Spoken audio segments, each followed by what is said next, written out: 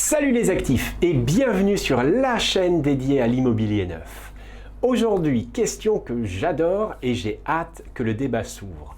Nadège nous demande, c'est quoi la différence entre la vraie raison et la bonne raison? Mille merci pour cette question, on y répond maintenant dans cette vidéo. Alors je vais principalement répondre dans le cadre de la découverte. C'est à peu près la même chose en phase de closing, de prise de décision, de défense du prix, mais je trouve que c'est encore plus intéressant en phase de découverte. Alors pourquoi vouloir faire le distinguo entre la vraie raison et la bonne raison? Tout simplement parce qu'il ne faut surtout pas prendre pour argent comptant les dires du client. Loin de moi de prétendre que votre prospect va s'amuser à vous mentir, mais il faut commencer par accepter que les mots n'ont pas la même signification pour chacun. Par exemple, si je dis que je veux une suite parentale, il y aura à peu près autant de définitions que de participants.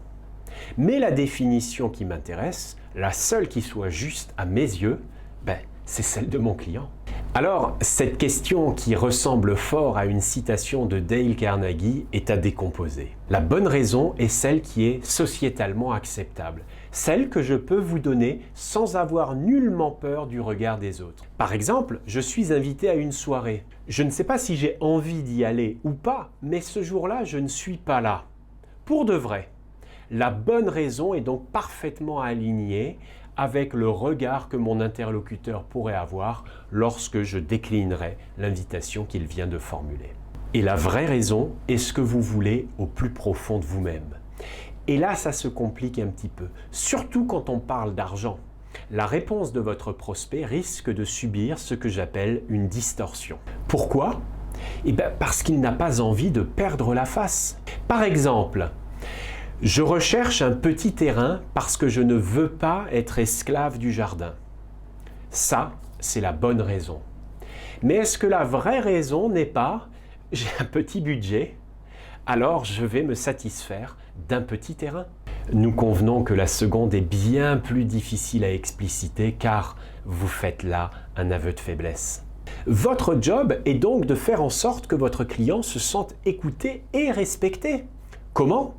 En posant des questions le plus ouvertes possible, le plus imprécis possible, appuyées avec une vraie écoute active. Et ensuite de les confirmer via des questions fermées.